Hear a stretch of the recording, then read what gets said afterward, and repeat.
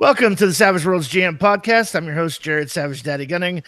This episode brought to you by Roll20.net, the world's largest virtual tabletop. Check them out today at Roll20.net. We are on the social medias at SWGM Podcast on Facebook and Twitter. If you like what we do and want to get behind it, throw us a buck on Patreon, patreon.com/SWGM Podcast. If you wanted to catch the live stream and you want to participate in that chat, feel free. We're bringing it into the show. If you don't catch the live stream, you can catch the abrogated video of the live stream on YouTube, the YouTube channel, youtube.com/Savage Worlds GM Podcast. And subscribe, like, and comment on the podcast itself, itunes.com/Savage Worlds GM Podcast. Nailed it. Tonight's episode, Dirty Deeds Done Dirt Cheap. The hosts are going to kind of pull the curtain back and share some of their favorite dirty, evil, maniacal tricks. Here to discuss it, Chris, the Savage Mommy Fox. You used big words. I did. Dave, the Rules Maven Scott. Yes, at Savage Worlds GM Podcast. Dustin, the Savage Zealot Smith. Oh, the wondrous plans that we have for you. And if I didn't mention it, pretty sure I did. If you're watching the live stream, participate in the chat. Would you bring that into the show? Sure, I mentioned it, but worth mentioning again. So tonight's episode, like I said, Dirty Deeds Done Dirt Cheap. We want to talk about dirty GM tricks. Anybody have a particularly nasty or favorite one they like to start off by starting this conversation off with? Well, I think we have to start with the show favorite, the one that even the fans know is coming, the Benny Bait. The Benny Bait, yeah. I personally love the Benny Bait. That's the biggest one I use. Yeah. Are you happy with Are you that? happy with that? How do you feel about that number? Works every single time. I don't think I've ever had a player truly resist the "Are you happy with that?" I think the only times it happens, Dave, is when we play in each other's games and we use it. We go, "Don't Benny Bait me, you bitch." Hey, I've been guilty a time or two of sitting in on a game and going, "Oh, hell no, don't you take that bait. Don't you take that bait." It's so easy. It really is. It's really so easy. Just go, "Are you happy with that?" You will see players just reach for their bennies and go, "Yeah, let's re-roll that. You're right. I could probably do better." I think my next favorite to that is when I have a wild card NPC and there's going to be I love to do an intimidation attack with a wild card NPC and keep spending bennies on an intimidation roll until it gets up to like 25. Yeah, and your target number is a lot. Your target number is 17. Wait, scratch that. Let me drop a Benny. Ooh, it's 23. There we go. That's better. Yeah, and try to resist that. Yeah, beat that. And then watch him burn bennies trying to make sure that he keep rolling higher than that. I don't even need Benny Bait if I set the target roll to like a 19 or above. I'm just saying. No, I love that one, and I love the psychology that goes into it, because you learn a lot about the player that you're targeting in that moment. Whether the player is that depressive, they have to see hope player, or they go, "Oh, it's not even worth rolling. I'm not going to roll a 19 with a D6. Note, you can absolutely roll anything in this game with a D4 minus like 80 and still achieve what you're trying to do. Let's just be very clear here. Yes, there are dice rules involved. Shit can happen when you roll dice. Yeah, no, I do have a favorite with experienced Savage Worlds players, and that's not going through a laundry list of what the penalties are, but let's say they're on the deck of a ship at night and it's being boarded, and they go, "Okay, I'm gonna draw my saber and attack them." You go in your mind, -2 to draw the sword, -2 dark dim lighting penalty, -2 unsteady platform. All right, make that at a -6. And watch them go, what? What do you mean making it a -6? Well, you're on an unsteady platform. That's a -2. You drew the weapon. That's an action. That's -2. And it's dark as shit. Yeah, it is jarring to be on the receiving end of an unexplained penalty. But an experienced player should have known what those were. The other one that I know both Jared and I do in that exact kind of milieu is I am not responsible for adjusting your target based on your edges or powers or gear, etc. If you've got a +4 to shooting, I am still going to tell you, give me a roll at -6. You get to apply your bonuses to that and come up to a -2 or whatnot. So wait, you're saying the players have to do the maths?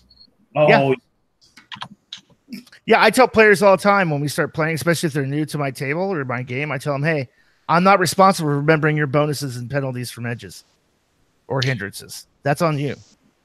You're responsible for that. But I know what they've got, and they'll roll, and they'll go, oh yeah, 8. I went, no, 6. Wait, what do you mean 6? You have the mean hindrance. That's a -2 charisma to your persuasion. Oh yeah, okay, right. I think one of the cruelest things that I've been known to do with my players is run 2 adventures concordantly so that it mixes up the hooks. Like I've done that with Deadlands Noir before. I've run a Savage Tale while they were going through the plot point. So they did. Yeah. So what ends up happening is they are going left thinking that they're following the plot point, but the plot point is going right. So the world just turns upside down. Yeah, it stems a bit, at least for me, of having played a lot of the modern RPG computer games where there's the quest hub and you pick up 8 or 10 different little, go fetch and kill and stuff like that quests. But that covers, this entire county around which that hub is located in. So the players have to keep track of what direction they're supposed to go in. And it definitely became something where it feels really great to drop all those plot hooks out there, and whichever one they go to, oh, well, yeah, sure, that leads over here. Or at least the clue led over here. Oh, wait, that clue was for the other plot hook you also showed interest in. Oh, I'm sorry, you're in the wrong place. Yep. You're not. You're still in the right place for this thing. And that's what'll happen is they'll end up we'll get like halfway through and they'll be like, well, what does this have to do with like the red sector, the black hand? And I'm like, who said it had anything to do with it? This is this is the path you go down. They're like, this is not a sandbox, but there's more than one path, and sometimes that's where you end up. Yeah, if it was a golf course, you just walk right into the sand trap. Right. Your ball's on the fairway for hole 2, but you're trying to shoot for hole 3 because you're playing both holes at the same time. It just, this doesn't work. So one of the ones that I was just talking about this a little bit in the green room before we started. I've been rereading a series of books I read years ago, and it reminded me of this dirty, nasty, horrible trick that I haven't pulled in years that I used to pull all the time, and that is the copious notes that turn into complications later on. And that is, you as a player, you have to go talk to the king. And in getting in to see the king's vizier was the one who met you and asked, well, what is it you're here to talk about? And the player goes, no, I'm here to see the king. It's for the king's eyes only. He's the only one I am going to reveal this information to.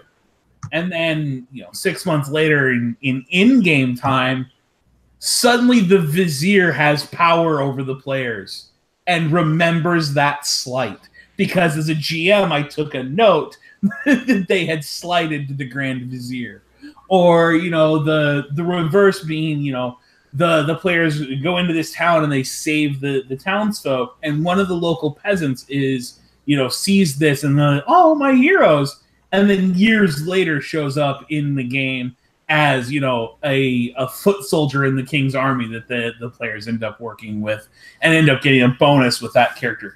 Taking those little notes about the side characters and the side events and then finding a way to weave those back in, because what that achieves from the GM side of things isn't a dirty trick as far as like making the game more difficult, but it's a dirty trick in that I make them think the world is more interconnected and alive than what I really have to do anything for.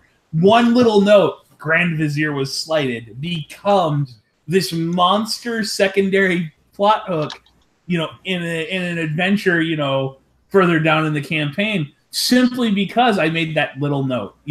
I didn't have to do any extra work. It just can be in its entire own plot that springs up from that, though. One of my favorite dirty tricks is the unassuming big bad. What I like to do, for example, is let's say we're playing a fantasy game. The street urchin that's getting beat up that they come to their rescue was all staged. It's the big bad in a polymorph, whatever, pretending to be this old crone or whatever, and getting the crap beaten out. Oh, thank you, came to my rescue. And it was all a ploy. It was all set up so they could infiltrate themselves into the group, insert themselves into the group, and get one-on-one information. My second favorite thing to do in that situation when players get too cocky in city environments is I like to do the ambush. I like to do the Thieves Guild. You're a mark. The player characters are a mark, to where I'll have a street urchin pickpocket them and run the other direction around a corner going and run around the corner, and there's already archers and a mage and everybody just waiting for them, and just boom, unload on them from an elevated position. Yep. The pre-planned true ambush. Along the same lines as that, one of the others that comes to mind in the whole regard of this has got to be that aspect of the false big bad. Right. Like it's not that there's a puppet master behind the scenes. It's that this is an easy target that really is truly part of the bad thing that's going on, but someone else off over in a different direction is doing something completely different, and this is just tangentially improving that big bad master plan. And the current plot that the players are playing through is just intersecting with the main plot that I want to tell. And also, one that somebody has used on this show to mess with the players' brains and minds is to make a very unassuming NPC just completely freaky for no reason other than to just make people What do you mean? twitch. What do you mean? I don't know what you're talking about, Chris. How many years ago was it? And I still twitch when I think about that. What, the little girl? No. John Stamos. Oh. Mm-hmm. Yeah.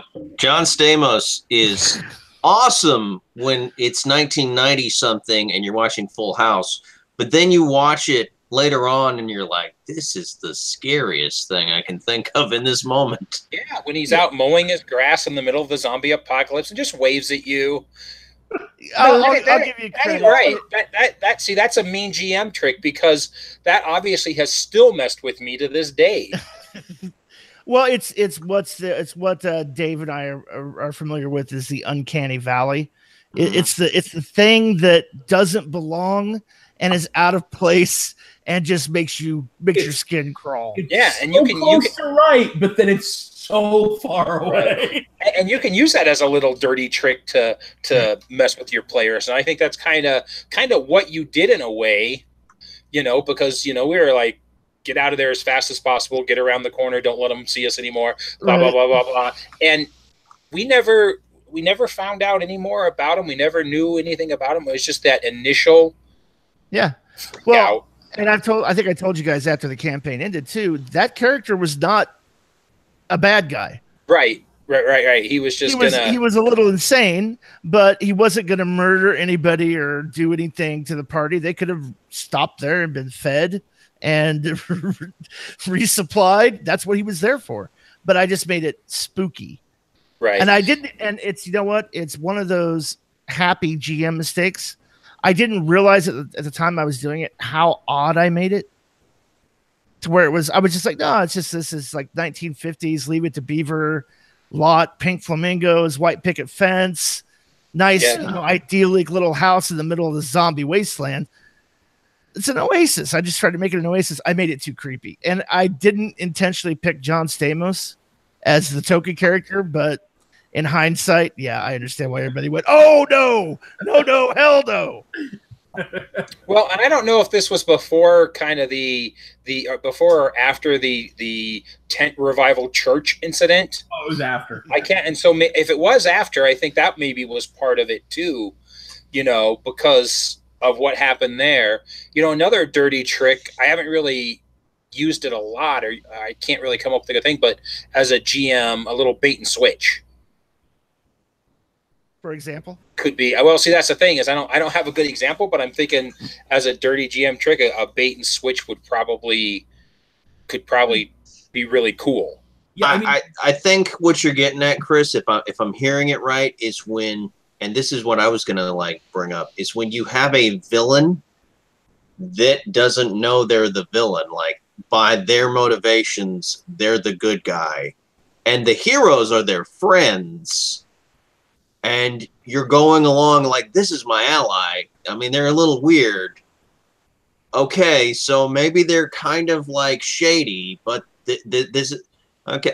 They act like they're my ally. Did these guys are the bad guys? Are we the baddies? I think because you can that's kind of it, because you're kind of, and maybe not even doing it on purpose, but you're kind of baiting your characters, having them start to really like that character, really get along with that character, and then he switches all of a sudden, and in the middle of the night he tries to murder them all. So, I would say he doesn't even try to murder them. I'd say that he actually keeps helping them, and it's like, yeah, people like us really get it, don't we? Like, we know we have to do what needs to be done, right? Well, see, and that right there is where it stops being the bait and switch that I think Chris is talking about. The bait and switch, there has to be a definitive switch. What you're talking about is just misdirection. Yeah. And this idea that the players have been working for the bad guy the whole time.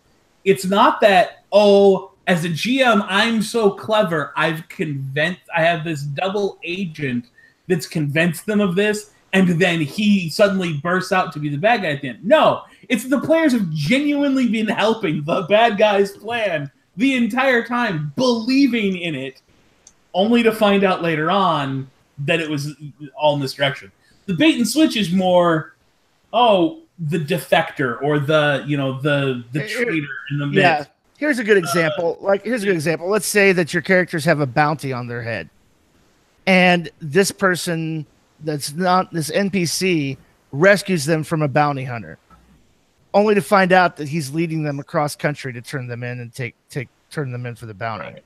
Yeah, that's the bait and switch. switch. A bounty hunter. He's just convinced them he's rescued them, but that house on the hill that he's leading them up to, it's a safe house. Trap for them. It's a safe house. Yeah.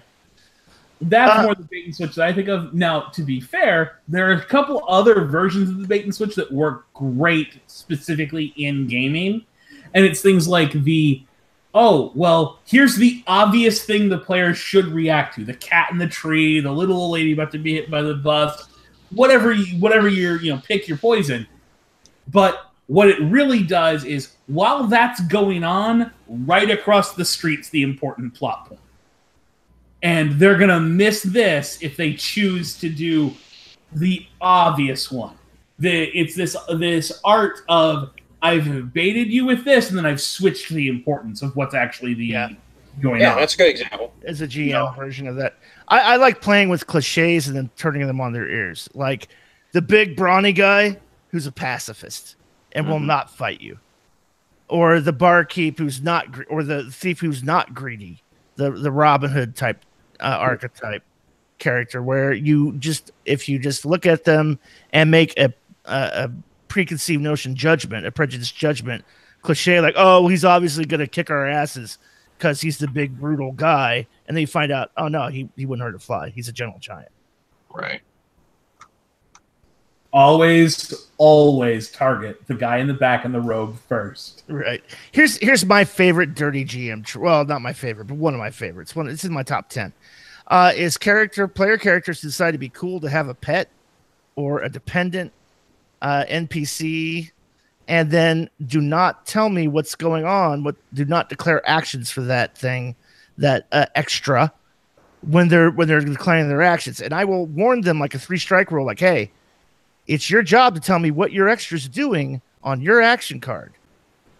So, and if we go through 3 rounds of something or an extended scene and you don't mention as the player what that character's doing, guess what happens? They wander off into traffic. Or they wander down the hall chasing a ball and fall down an elevator shaft to their death, and they were a kid that you were responsible for because you didn't bother to go, hey, she's right here next to me, or, oh, I'm keeping an eye on them, or I forgot about this extra character. Yeah. I think it's really easy for a player to get tunnel vision and forget that there's extras there in the scene to take advantage of. And I think some GMs will actually deal an extra adventure, an extra initiative card for the extras. And frankly, to me, that kind of it defeats part of the idea of them being run by the players to be fast, furious fun. Yeah. I'm sorry, Chris. I was just saying, but as a GM, a lot of times too, I'll forget about the extras. Well, I've been known to do that. I'm like, oh shit, you guys had an extra and he hasn't done anything for like the past 5 rounds. Oops. I'm going to give you. What I will do, if I remember the extra in that situation, I'll target them with something, whether it's an extra attack or it's a power needs to have a target or something. Suddenly, the extra becomes the focus of fire for just a moment to kind of go, hey, wait a minute. There's this other character in this scene. Well, I'll put it this way. I love extras as a GM in Savage Worlds because they are so useful. So if you want to really telegraph how dangerous and deadly something's about to be, take it out on their extra. Mm-hmm. Have the villain walk up and do the Negan thing of just bashing their head in and going, I will shut that shit down. Just to prove, oh, God, we're in oh, crap. They just killed Bob, the extra. Oh, shit. Well, and we've talked about it on the game before. If you need to kill somebody within the context of the story, then set that shit up to happen. Don't be afraid to put the players in a kill box where they walked into the ambush or whatnot. But at the same time, when you do that, the first one targeted is an extra, you've now given the players a little forewarning. Right. Of what exactly could happen because they've allowed themselves to walk into the kill box. Right. Yeah, let the horrible shit to set the tone. Let the horrible shit happen to the extra. Yeah. I also enjoy giving them extras with big mouth because they always have to give away the plan and stuff. Mm-hmm. And especially for the people who are just not paying attention to their extra, like, hey, where's Bob? I'm like, oh, no, I don't know. I'm looking around. But, oh, yeah, he's down at the corner bar, and he's telling everybody about your plan to rob the bank. Because somebody bought him a drink. Bob, what are you doing? Mm-hmm. What about Bob? What about Bob? I would say this, too. One of my other favorite Dirty GM tricks is complicated but immediate circumstances. So what Dave was saying earlier about the slided Viceroy, that character was slided, he's going to come back 8 episodes later. I prefer the more immediate. You basically, well, we talked about it on this show, right? The city guard, where you've embarrassed the city guard and gotten an audience with the king anyway, and the captain of the guard's not going to let that shit go. He may not kill you, he may not run you through with a sword, but you guys are going to wake up to a blanket party at the end with all his guys around your bed beating you with bags of oranges. When you're completely defenseless, just boom. I'm just gonna roll damage. You go, oh shit! You just took 3 wounds. You just took a wound. What? You wake up out of a dead sleep with a wound, and 4 guys beating you over the head with bags of oranges.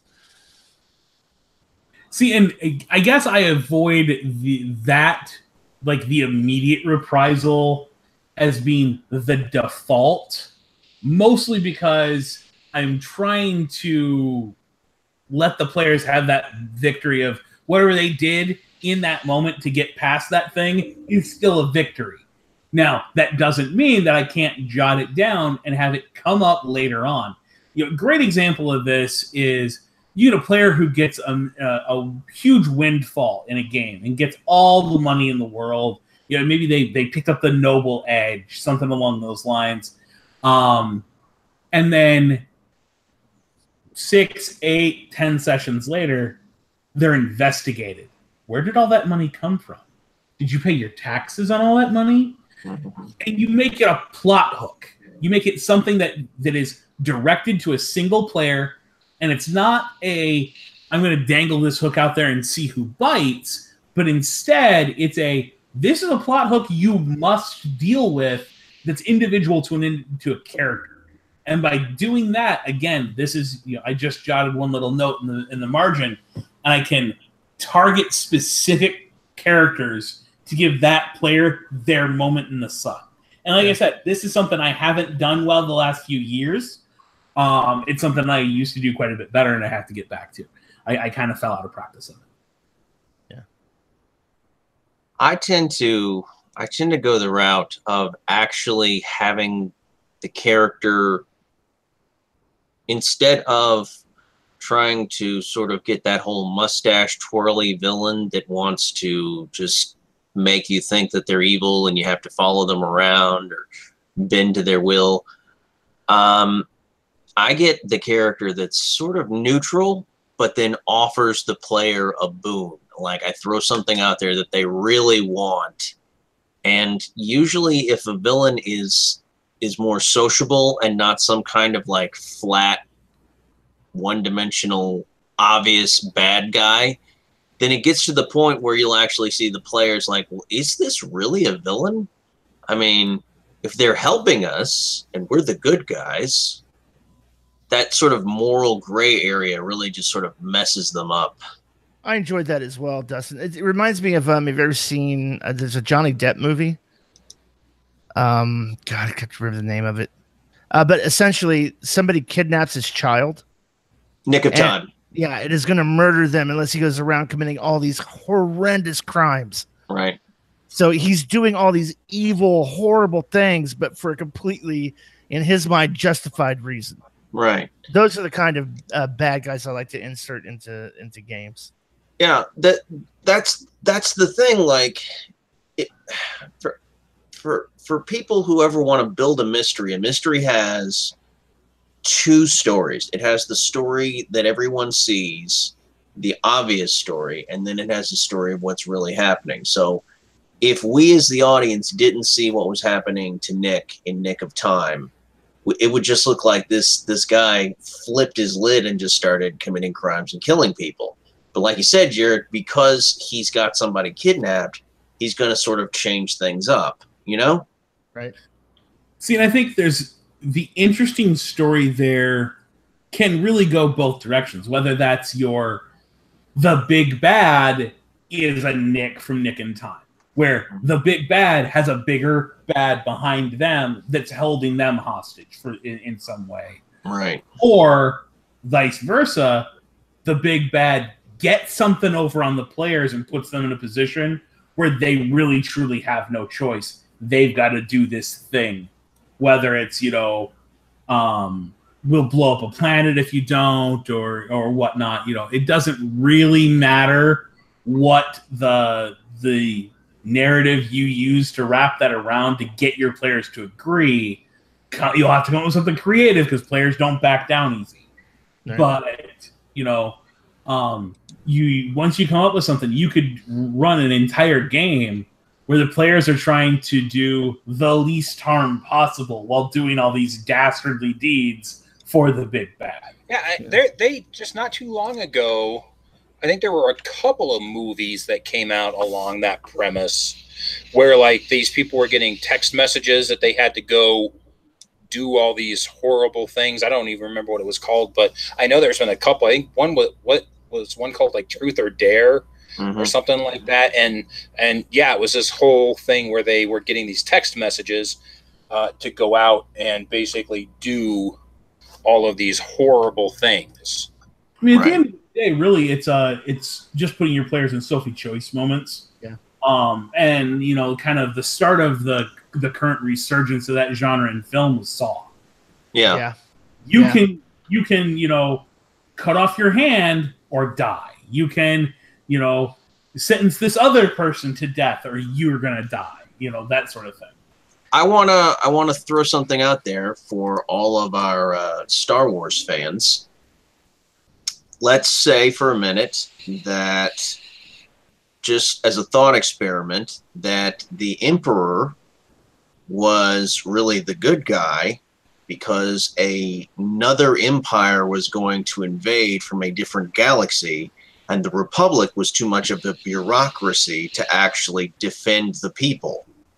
So the Yuuzhan Vong, who really did end up invading and taking a portion of the galaxy, because the New Republic was way weak and was set up by the victorious rebellion, the farm kid who was radicalized on his farm by an old man when his parents, who had stolen Imperial property in their possession, were killed for it. Yeah, I mean, I can't imagine being able to tell a story where the Empire are the good guys. Well, the Empire, like, not even the good guys, like, they're just pragmatic. Like, instead of a sentient race, what if Tyranids are coming? Let's go W40K here. A biological nightmare, behemoth world ship is on its way to just suck up all the biological energy. And if it gets a hold of Force-sensitive Force users, then they become psychic. Well, yeah, you got to kill off all the Jedi so you don't have psychic bio-horrors running around. And then you need, like, very powerful weapons that are like moons with, like, nuclear weapons to blow their ship to pieces. And by destroying the Death Star and breaking apart the armed force, now the galaxy is doomed. What if they find that out in their process as to that's why the Death Star was built? That's an interesting little side note to a campaign. Well, you think you're doing the right thing? You're like, oh well, we just doomed the entire race to death. All right, awesome. I'm also a big fan of what I want to call the Die Hard effect, the Die Hard setup, where we're terrorists and we're taking over this building and we've held hostages. That's just our game face to keep everybody occupied while we break into this vault and steal billions of dollars. Well, that's just the bait and switch we talked about earlier. Yeah, right. The idea that the real story is over here, and I'm just doing this over here as a shell game to keep your attention to the fact that I've taken the pea out from under the shell already. Yeah. It was all a plot to impress Lily Potter. So, another great GM trick that is totally underutilized within the Savage Worlds community is, quite honestly, the use of all the rules. Because, we've talked about it before, but honestly, this is where it really shines, is in the whole GM trick thing. Mm-hmm. And that is so the players have built just freaking combat monkeys. The next time they're in town, they get into a social conflict.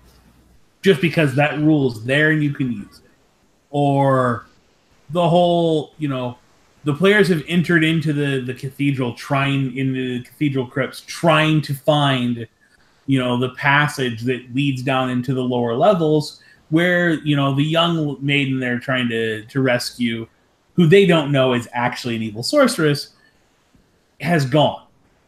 And now they have to have investigation to search through the archives to find where the entrance is to the lower level of the archives, because it's actually a little hidden switch where a fresco has to be pressed in.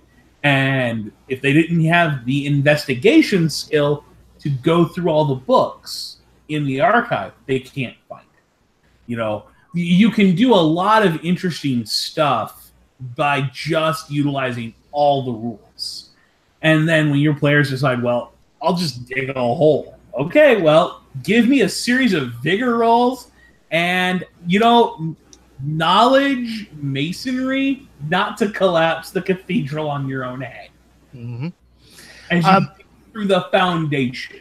I'm a big fan when it comes to combat of doing the just using the rules. Like when I have the ranged combatants, the player characters that pull out the range, my bad guys duck for cover. Right. And they fire from cover. And they run till they're in medium range. And then duck from cover and pop back out. No. I'll give you one better, Jared. The bad guy who's in cover stands up, takes half their pace to move to an appropriate spot, takes a shot at the player character, uses half their pace to go back, and ducks back behind cover because you can split your movement. Yep. Well, or just this simply. He charges you, rushes up at you. It's a wild attack, charges you, pushes you down, and then just beats on you. And just watch their faces turn. And he's like, what do you mean my parry's down by 2? You're on the ground.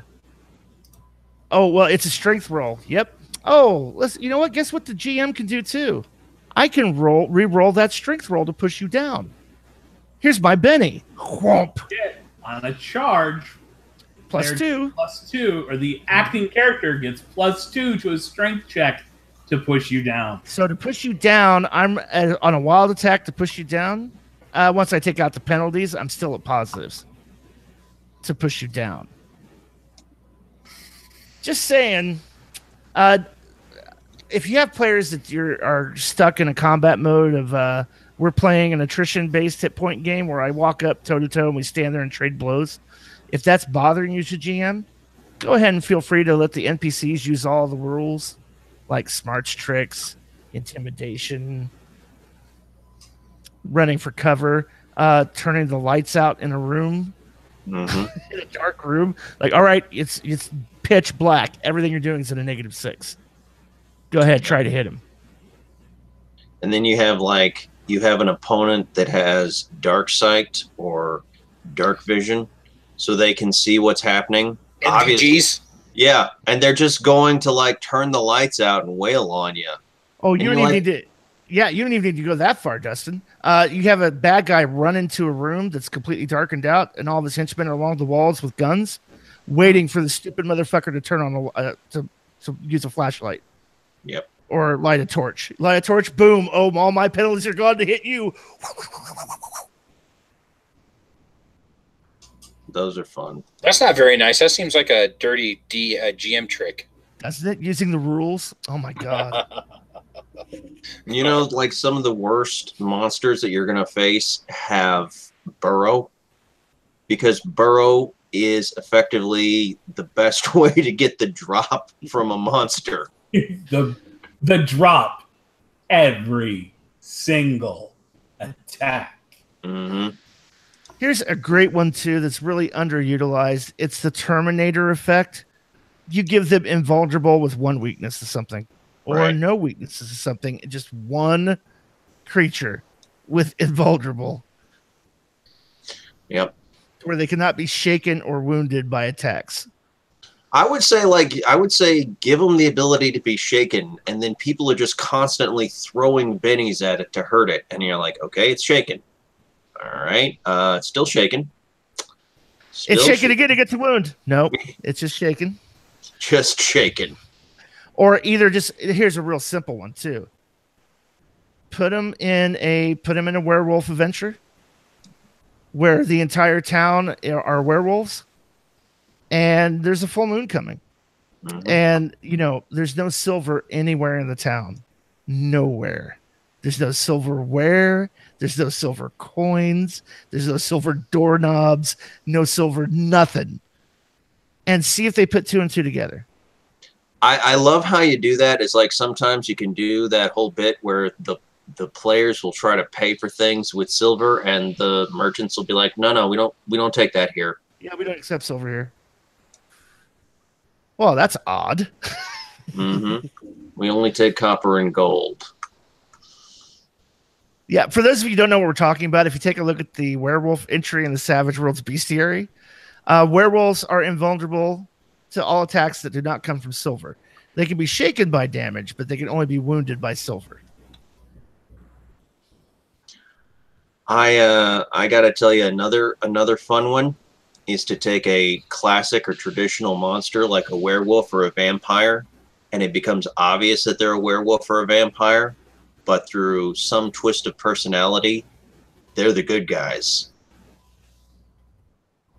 So you're talking about the bait and switch again. Yeah, again, it goes back to the bait and switch, but the bait and switch with the whole idea of they do nothing wrong except for this is who or what they are. Like, I believe if you read Drakkenheim, there's like a list, there's helpful goblins that try to lead you out of the sewer. And if you come across them, the players will think, they're leading me into a trap. But they're really trying to get you out because they don't want the humans to come in and kill the goblins, because there are stupid goblins that will kill humans and bring more humans. Dave, is this the one you brought up on a couple of episodes back? I think it was you that brought this up. The idea that you kill the orc chief just because you encounter them.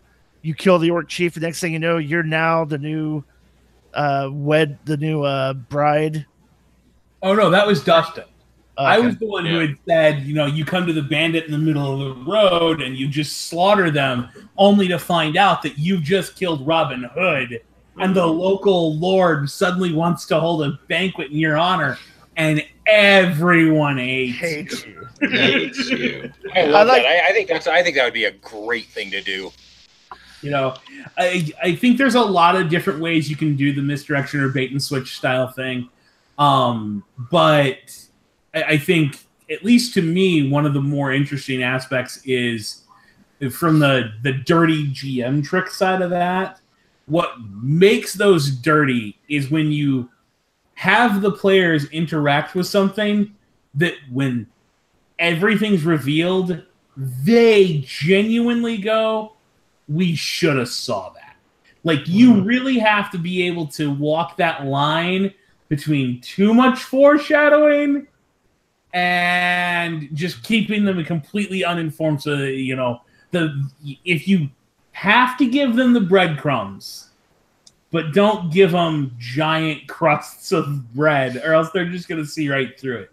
And that's that balancing act. And if you can get it right, it is one of the most phenomenal moments of your game, because they will suddenly see all the reasons they should have seen it coming. But you have to be careful about it. Like, the easiest way to do that, and I've talked about this before, is you design the bait and you let the switch exist, knowing in the back of your head, someone is doing a thing. I don't know what the thing is, and I don't know who's doing it, but someone is doing a thing. And then watch what your players do and craft a character that's in the background in each of those scenes that's doing the thing. That way, you've got a very easy way to go, well, no, they were in that scene with you. Oh, no, they were totally in that scene with you. They were, behind the bar doing this while you were off getting, laid with the friendly barmaid. Oh, you didn't realize that? Well, I'm sorry. I mean, they were talking about the fact that they had just beat somebody over the head with a shovel. So going along with that, Dave, there's this fan theory. Has anybody here seen Captain America: Winter Soldier? Yes. All right. So you notice that Zemo is a brilliant strategist. However, there are so many points in his plan where everything could just go off the rails if a certain thing doesn't happen.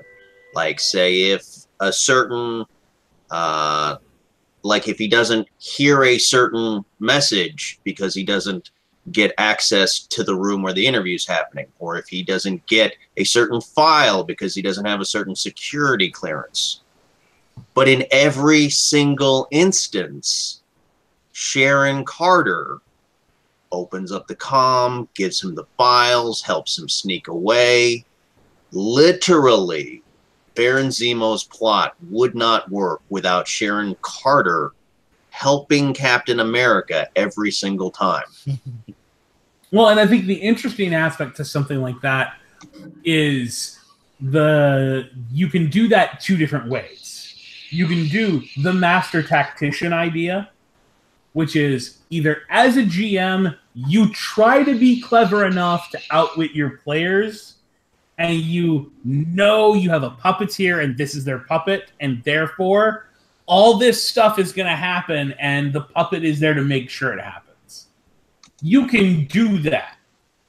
9 times out of 10, your players are smarter than you think they are. They're going to see through it, and it's not going to be a very fun plot line. Right. The other way you can do that is the master tactician puppet, where you don't know who the master tactician is or who the puppet is, like I just described a moment ago, and that character's in every scene, and you've just been jotting notes, and then at the end you decide, oh, well, the master tactician used this, and this to always put the players in the right position, and therefore this big thing happens as a reveal that you create when it's time for it to happen based on what the players have done up to that point. You've known you wanted a big moment, but you didn't know what it was until that time. The other side of this, though, is the idea that it's not some master tactician and this helper that's been helping them all along. It's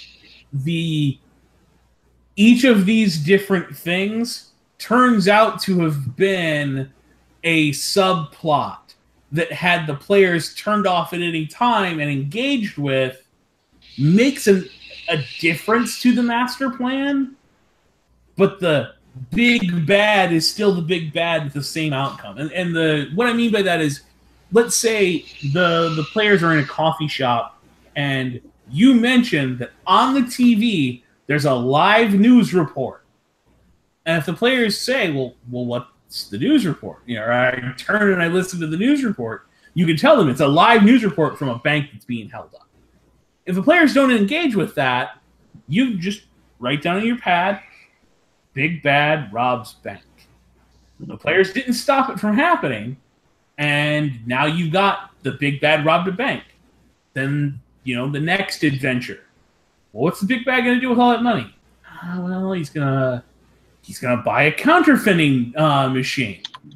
So, you know, the players are doing something in a government building, and there's 2 agents talking about a missing printing press. Mm-hmm. And if the players stop and ask, they can find out that this was lifted by, you know, agents of the big bad or something, and they can start hunting it down. Now the big bad not only robbed a bank and had a bunch of money, but he then got a printing press so he could make even more money.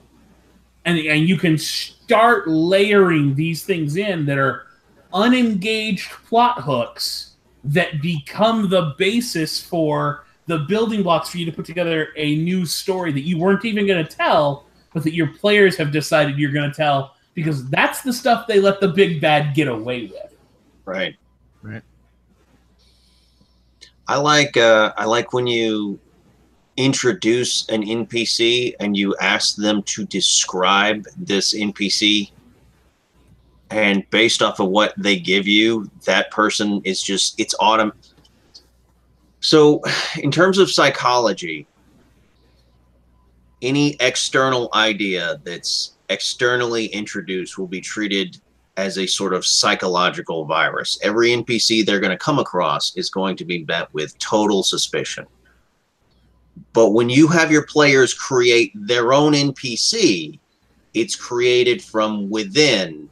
So it's psychologically speaking Trustworthy. Yes. Mm-hmm. And if that's the one that betrays them, then they are completely gobsmacked. They're like, wait a second, this is supposed to be a friend of mine. This is part of me. That's a dastardly trick. Describe this NPC. All right. Now, I will say, if you're going to use that trick, unlike most of the other tricks, most of the things we've talked about tonight are all things you want to do occasionally. What Dustin just described, that has to become more than 50% of the time the players describe the NPC. Otherwise, your players know that when they were asked to do it, that's going to be the betrayer. Now, I'll say this is a GM trick, not so much a GM dirty trick, but a learn from your own lessons and use it against the players. Players are going to know your rhythm, and after playing with you for a while, they're going to know how you think because they've experienced you introduce things. So if you're one of these GMs who only brings things up when they're important characters, or the important characters only the important characters have names or full descriptions, or you go into way detail about a description of an area, they know, okay, wait a minute, hold on. Jared's really thought this out. This is important. Start throwing out shit that you described that has no significance on the game. Right. Red herring them. Be prepared. They're going to chase it down. Oh, yeah. You're going to need something to run with when they get there. It doesn't have to be big. It can just be a dead end, but you're going to have a dead end at the end of that hallway. Right, because they will chase it down. Yeah. I feel like one of the things you can do if you really want to be sneaky and off the cuff is you can go to a website called Fantasy Name Generator, and you can generate like 10 or 20 names. And then if they're just like, they start asking you about these NPCs and you give them one of the names off of it, and then it just goes from there because now they're like, okay, this is somebody important, but they're really nobody. Right. Well, I'm just saying is you have to be very, as a GM at some point after you've GM'd a few sessions, you have a couple of years under your belt doing it, or you're with the group that you're comfortable doing it with, you need to be able to step outside yourself and reflect on your own behavior and identify things that you do out of habit you're not even aware of, that your players are aware of. Like, oh, well, nobody takes persuasion in Jared's game because Jared never calls for persuasion rolls. Look at those kind of things. Like, when's the last time why do none of my player characters have intimidation or taunt or any social skills or edges? Why is that? Oh, because they know it's not required. Oh, okay. I'm going to start introducing more of that into the game. I'm going to start going, hey, when's the last time you know what? You haven't eaten. You guys haven't eaten in 3 days. Give me a hunger roll. What? Well, yeah, nobody said anything about stopping to take time to eat. And we've been playing for 3 days in game time. I'm going to need a hunger roll. Or, oh, I'm going to dig this pit. Like Dave was saying, or we're traveling to the next town. Instead of going, great, you get there, go, great, give me a vigor roll for marching on a 3-day march to see if you have a level of fatigue. You know what's terrible is if they get there and it's a ghost town. Yep. Or if we do this all the time, oh, you fall down the stairs. Okay, that's 1d6, blah, blah. Nope. Give me an agility roll not to get a level of fatigue. If you're used to handing out wounds, start handing out fatigue. Because fatigue lasts for 5 or for an ad. Not only does it last longer, the third point of fatigue incapacitates the character, not the fourth. Right. Fatigue cuts deeper because it lasts longer and you only get a little bit of it. You can absolutely do that. Kind of, it's the GM version of the 2-step. You learn your own steps so that you can take a different step at that moment to catch your players by surprise. It's difficult to do.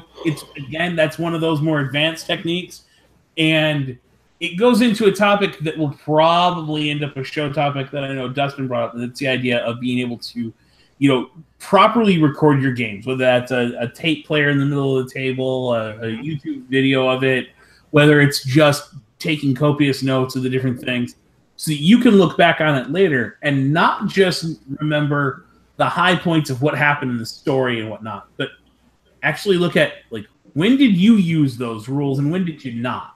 When did you call for a specific skill instead of another skill?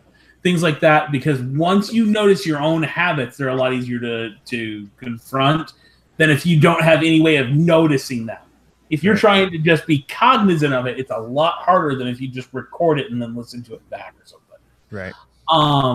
Another, what I would call GM dirty trick, really comes down to the idea of remembering you are 100% honest with the players at all times. That doesn't mean the NPCs are honest with the player characters. Mm-hmm. Remember, people lie all the time, whether it's to protect somebody's emotions, whether it's a little white lie because they have to hide their own pride.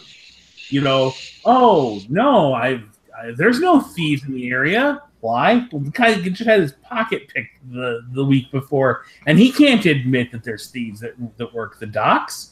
Or the person who's like, no, hun, no, absolutely. You guys are welcome to stay here. We have enough food for everyone. I know those biters are out there on the road trying to eat y'all.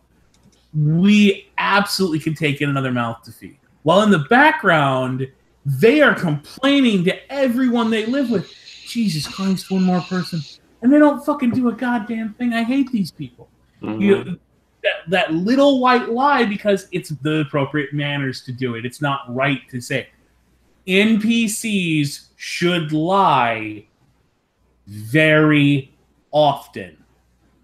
I will agree, and I would add to that. NPCs should have their own personal agendas when you create them. Right. I think a lot of times, like, we get into this idea that there's something sinister behind it, but in real life, most people are just trying to protect their own egos. So if an NPC is trying to protect their own ego rather than trying to hurt the players, it creates a completely different layer. There's another mystery to it. It's like, why would they tell me this if they can or can't? Yep. Yeah, again, all of these things are tools in the toolbox. The biggest dirty GM trick is using all of them. Mm-hmm. Don't use only yes and. Use yes and plus no but plus sometimes maybe. You know, you learning to use your whole toolkit. Learning, oh, well, this would be a great time for a dramatic task or a social conflict or a simple give me this role and it handles the next 5 days of something, because really this isn't a major point, but it is important that we know, hey, did you do this right? Or, hey, your navigation was off. And sure, it took 5 days to get there, but it could have only taken 3 and you would have gone through fewer rations. That's an important thing. It's one dice roll that handles 5 days worth of time in game, but it's still a very important moment. And knowing that you have the ability to do that rather than a dramatic task. Well, it's going to take 5 days. It needs to be a dramatic task. A roll for every day. And then, well, now they failed the dramatic task, and I've got to come up with some catastrophic thing that happens at sea because I made sailing to the island a dramatic task. So be aware of your whole toolbox, and that becomes the ultimate dirty GM trick. I don't just have to do it one way. I don't just have to use this one rule. And that also includes all the stuff from the licensees. I mean, there's so much material for this game. There's always an interesting new mechanic you haven't tried yet. Mm-hmm.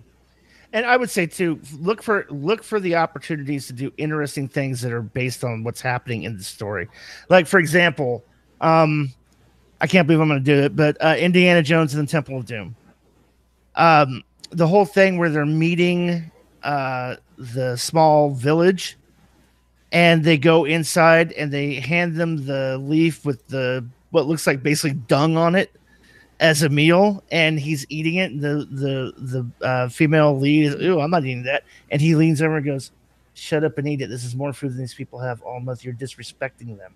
Eat it." Yeah.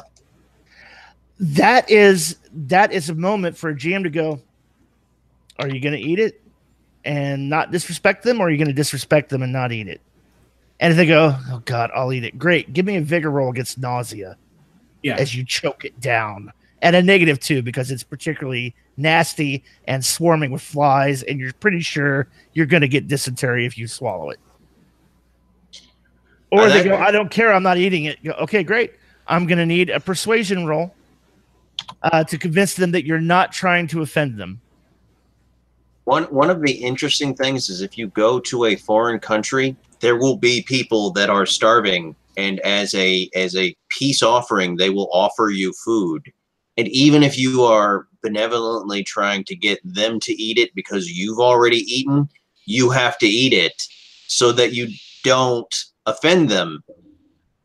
Because it's like, yeah, like you're saying, Jared, it's just nasty. Even if it's good food, even if you're not even trying to like not eat it because it's nasty, you just want them to eat it because they're starving, you'll still insult them. Or do the thing too if you're playing a medieval playing a standard Western fantasy. Oh, we're gonna go talk to the king. Great. You get you bribe the guard, you get in, you give audience to the king. I'm gonna need a courtier who has knowledge court. Oh, nobody? Well, I'm gonna need a knowledge court roll. I guess it's gonna be unskilled. And let's hope you don't make a faux pas in gesturing or the words you choose to use when you're speaking in front of the king. Much less. You forgot to bow your head when you. Much less you forgot to bring the appropriate gift, or you brought a gift that's too nice for the type of visit you're making, or you brought a gift that's too expensive, and it shows that you have more wealth and therefore should be paying higher taxes. It is really fast and dirty to get yourself way in over your head when the players suddenly decide to interact with the local nobility. Mm-hmm. Mm-hmm. And so much of the times GMs just hand wave that, like, that's not important to the story. It's majorly important to the story. There is so much political machination going on there. Treat your medieval fantasy game like a Game of Thrones.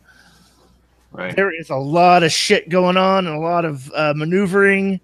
And if you don't know the rules of the court, you can find yourself hanging from a noose. And don't tie that down to medieval fantasy. Hey, your character's walking to the local police station to report a crime. Give me a persuasion check to give the information to the cop without incriminating yourself for all the things that your character has done recently. Yep.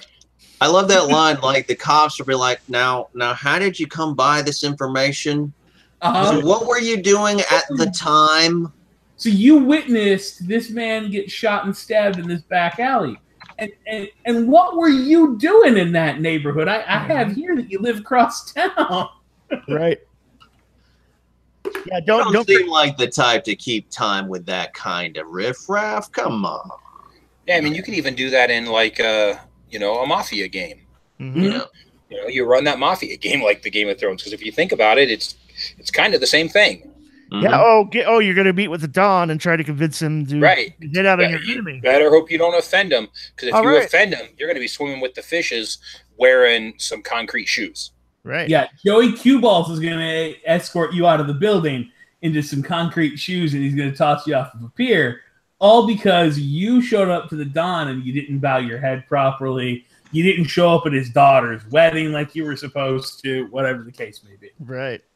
Yeah, that's the thing. Like the opening scene in The Godfather, like that's literally what he says. He's like, you have nothing to do with me, and now all of a sudden on the day of my daughter's wedding, now you come to me. It's like we don't have a relation. Yeah, now you come. You ask me to do murder. Yeah, like you. Yeah, he's like, you're insulting me by being here. You're gonna owe me double now. Yeah, go get him. I'm gonna need a knowledge omerta rule from everybody. Mm-hmm. What? Well, you're playing mobsters. Nobody took knowledge. La Cosa Nostra, nothing. Okay, wait, we're playing in a mob game. All right, they're speaking to you in Italian. I'm gonna need you to speak back. Give me a knowledge Italian roll. Mm-hmm. You didn't take knowledge Italian. Woo! All right, give it to me unskilled. Let's see what you can pull off. Okay, I got an even better one for you. Your mother is as big as a walrus. Oh wait, what? No. You're telling me that your character is Irish, and you're dealing with the mob? You do know you're at a -2 on everything. Right. You're an outsider. All right. You've just come in order to prove yourself to the family, to prove your worth. They sit you down with the ingredients and they tell you it's your turn to make the lasagna. If you fail, you're out. I'm going to need a knowledge cooking roll. Now, if we really want to turn that into a dirty, dirty trick, you don't say it's their turn to make the lasagna. You say it's your turn to make the gravy. Mm-hmm. And you just let the players describe what they do. And if it's not marinara sauce, they're being taken out the back door and two in the back of the head. Right, because they will shoot you if you mess up the cook. There are some things. An Italian mobster asks you for gravy. You provide Ma and Pa's country gravy that would be served with mashed potatoes. You are not seeing the next day. I'm serious, man. Like, you can mess up a drug deal and they'll be like, one more time. But if you ever mess up the cooking, they will kill you. Well, here's the great thing, too. You're playing a mob game, right? Your character gets pinched. Now nobody trusts you because they think you ratted them out. So I'm going to need persuasion rolls. Your characters need to go out of their way to prove they didn't rat anybody out. Oh, the dirty trick that goes with that one, and again, not just for a mob game, but it works perfect there. Your character got pinched, and you did everything right. You didn't give up any information. You don't have the big mouth hindrance. They got nothing from you. You were a stone. But they say that you rolled over, and they're going to put you into protective custody. Yep. All of a sudden, you're going to find all the other player characters are hunting your ass down. Yep. I love it when, like, you're just sitting there with the detectives, and the detectives are like, well, we got nothing on you. I guess we're going to let you go. Yep. And they got everything on you. Almost immediately. Like, well, listen, we got nothing on you, but we're going to let you go, but we're going to tell all your friends that you told us that you sang like a pigeon. Mm-hmm. That you sang like a canary. Good luck surviving on the street. Here's all your shit. Have a nice day. And they walk you out of and they're smiling and laughing and patting you on the back as they're walking you down the steps. Mm-hmm. And then go back inside. Try to convince the other members of your crew that you didn't give them up. You were conspicuously arrested, picked up by the city guard, picked up by the police in a modern game, whatever. But then when your friends go to rescue you, you're not in the jail. You're not in the prison. You're not in the local holding cell. Because they're holding you in an off-site safe house, all to give the impression that you weren't actually arrested, that was your cover because you're already turned. Yep. Right. Yeah, we're just saying dirty GM tricks don't just come from dice rolls or fancy mechanics. They evolve out of the story naturally and organically if you as a GM think about the scope of what story you're telling or what story the group is telling. If they want to be involved in a mob game, all right, let's play a mob game. I'm going to go immerse myself in The Godfather, every mob movie I can find, any mob thing I can find. I'm going to figure out the culture. I'm going to do some research, not to bring any of that directly into the game, but to immerse myself and soak it in so that when those moments present themselves, I can bring that to bear into the story. So I guess the biggest dirty GM trick of all is, God damn, you got to do a lot of homework and research and study. Mm-hmm. Yeah, because I think one that we haven't touched on is knowing your players. Right. Like, if you know a particular player's style, the biggest dirty GM trick is throwing them a curveball. Know their hindrances. Like, for example, Dave, what example? The character hindrance, but like the players. The player. Right. Like, so I know Jared really, really well. I will set his character up where Jared feels the need to take immediate action when the party slows down for a moment. And then I'll make it socially inappropriate for someone to speak up first that isn't a particular character. So Jared's escorting another player who's the captain to a thing. Mm-hmm. And the captain has to speak, not the junior officer. But I know I have put Jared in this situation where Dustin's not going to act right away, and Jared's going to be just vibrating because he needs to do something in the scene. But if he does, it's bad. Now I just put a challenge in there directly to the player because I know the player. Right. That's what I'm talking about. Those are great dirty GM tricks that require your players. Cool. All right. Well, unless we have anything else in the online chat, which I don't see that we do. No, we had a good number of people watching, but it's been a quiet one. I guess we were entertaining all by ourselves tonight. I guess so. So on that note, we'll shut it on down and see you guys next week. So until next time, this is Jared Savage Daddy Gunning for Dustin, Dave, and Chris saying keep rolling and stay savage.